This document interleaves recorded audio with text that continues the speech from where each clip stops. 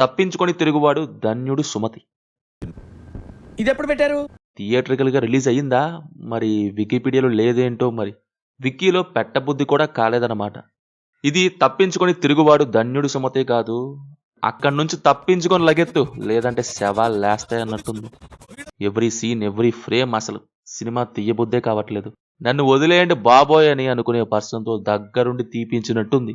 ఆర్ఎల్స్ ఛాన్స్ వచ్చింది ఏదో ఒకటి వేసేద్దాం, ఆహాకేగా వేసేసేది అని ఫిల్మ్ మేకరే అలా తీసారో ఏమో కానీ, ఇది సినిమా అని అంటే ఆ సినిమానే దాని రూపురేఖలు చూసుకొని అని పోతుంది. డబ్బు కోసం 4 క్యారెక్టర్స్ చుట్టూ ఇంట్రెస్టింగ్గా జరగాల్సిన కథ కాస్త డబ్బు కోసం జరిగే డబ్బా కథలా ఉంటుంది. ముగ్గురు కొట్టుకుంటూ ఉంటే అది 4వ వాడి దగ్గరికి వెళ్ళిద్ది, అంతే కథం టాటా బై బై అంటారు. ఏంటి నేను ప్లాట్ లైన్ చెప్పాను అనుకుంటున్నారా? కాదు, మొత్తం సినిమానే అది. ఈపీ క్యారెక్టర్స్ మనల్ని ఈపీ చేయటం తప్ప ఇంకేం ఉండదు ఈ సినిమాలో.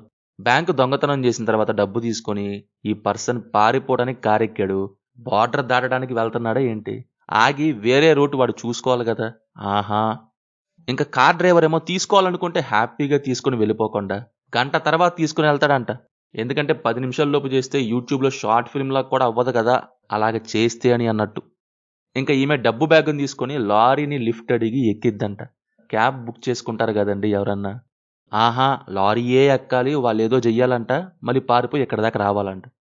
ఇక ఈ మొత్తం సంఘటనలో ఈపీలు క్యారెక్టర్సే కాదు, అక్కడక్కడే తిరుగుతూ ఎందుకు తిరుగుతున్నాము, అసలు మేము ఎందుకున్నామో తెలియక తిరిగే పోలీసులు. చివర్లో ఏంటి హీరో దగ్గరకు వచ్చేస్తాయంట డబ్బులు, తీసుకొని వెళ్ళిపోయి అమ్మాయిని పెళ్లి చేసుకుంటాడంట. అక్కడ ప్రజలు కూడా తలా కొన్ని నొక్కేస్తారంట. భలే రాస్తారండి అసలుకి. బ్యాంక్ సీసీటీవీ, రోడ్ల మీద CCTV, hotel CCTV, restaurant CCTV, petrol bunk CCTV. మా ఇన్విజిబుల్ క్యారెక్టర్స్ ముందు ఇవన్నీ బొక్కే అంటారు. సరే అయితే పర్ఫార్మెన్సెస్ వైజ్ ఏదో చేయమన్నారు, ఏదో చేశాం, వాళ్ళు ఏదో తీసుకున్నారు, మీరు ఏదో చూస్తున్నారు అన్నట్టు ఉంటుంది యాక్టింగ్ అందరిది. సినిమాలో బీజం లేదు, సరిగ్గా లిప్సింక్ లేదు. ఎఫ్ఎంలో సాంగ్ వస్తే ఆడియో కట్ చేస్తారేంటండి, కాపీరైట్ అయ్యిద్దనా? అంత మాత్రాన్ని ఎందుకండి తీయటం? ఫైనల్లీ తప్పించుకొని తిరిగేవాడు అన్నారు, తప్పించుకొని పక్కన పెట్టాడు. అసలు చూశాక ఎవడన్నా బయట తిరుగుతాడా? సినిమా అయితే ఆహాలో ఉంది. No adult scenes, no bad language. సినిమా మీకు ఎలా ఉందో కింద కామెంట్స్లో మాతో షేర్ చేసుకోండి. Will meet in next video. Thank you. Jai Hind.